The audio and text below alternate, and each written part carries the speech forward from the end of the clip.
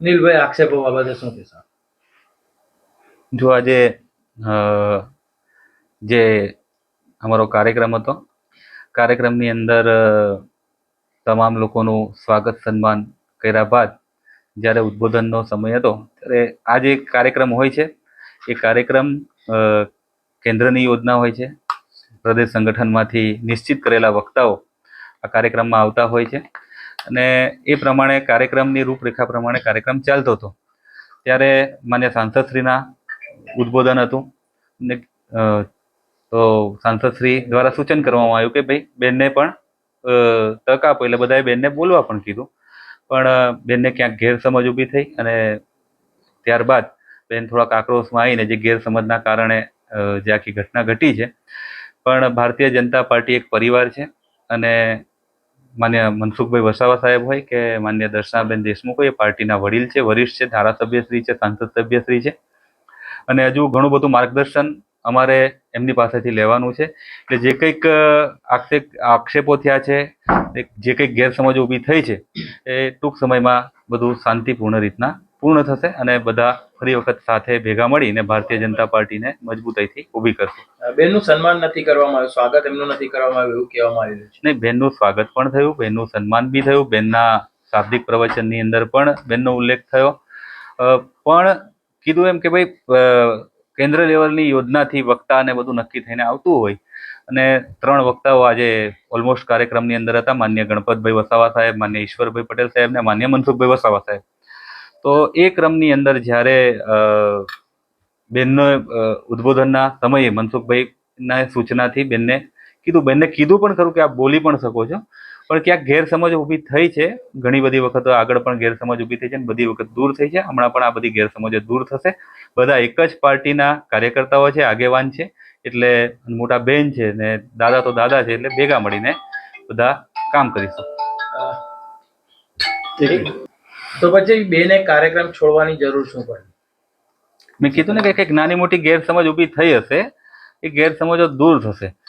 આટલી મોટી રાજકીય પાર્ટી છે અને ક્યારેક આવું થતું હોય, પરિવાર છે તો પરિવારની અંદર પણ થતું હોય, તો આ રાજકીય પાર્ટી છે, જે કંઈક ગેરસમજ ઊભી થઈ હશે દૂર થશે.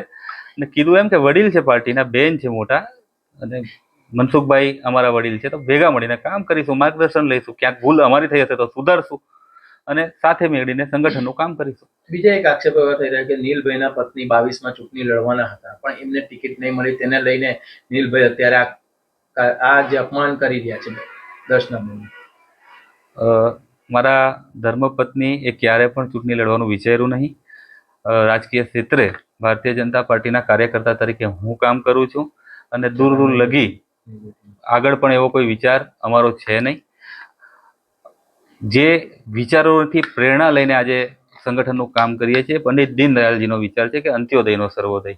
માન્ય મોદી સાહેબનું વિઝન કે 2047માં ભારતને વિકસિત ભારત બનાવવું છે અને શ્યામા પ્રસાદ મુખર્જીનું કાશ્મીર માટેનું બલિદાન સંગઠનની અંદર આમાંથી પ્રેરણા લઈને આવ્યા છે. ચૂંટણી લડવું એ કે બાકીનું એ અમારું લક્ષ્ય છે નહીં. સંગઠનનું કામ કરીએ છીએ અને સંગઠનનું કામ કરતા રહીશું. આ જન્મ ભારતીય જનતા પાર્ટીના કાર્યકર્તા તરીકે કામ કરતો રહીશ.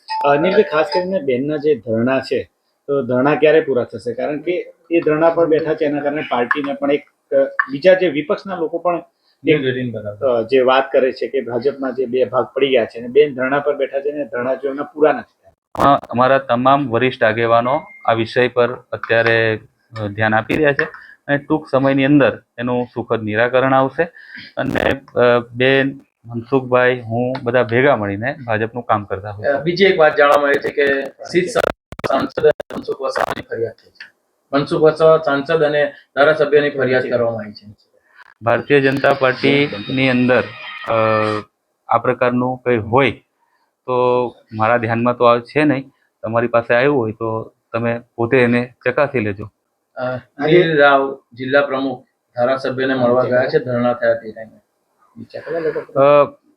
મળવા જવાનું છે, મળવા જઈશ. મારા બેન છે, મોટા બેન છે અને મળતો રહીશ. અમે સાથે મળીને અમારે ખૂબ કામ કરવાનું છે. સવારના 11 થી આજે 6 વાગ્યા છે, હજુ નીલ રાવ મળવા ગયા નથી. જવાનું છે.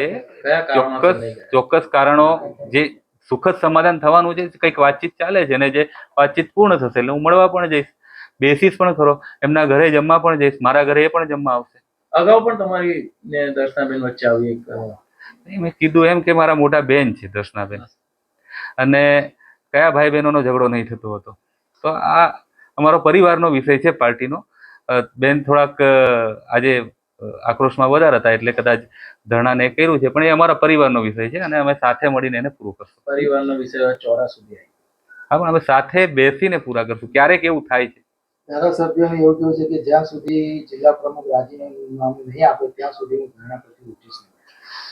હું, બેન અને દાદા અને બાકીના બધા જિલ્લાના આગેવાનો બધા ભેગા મળીને સંગઠનને મજબૂત કરવાનું કામ કરીશું. હમણાં ધરણા પૂરા થશે.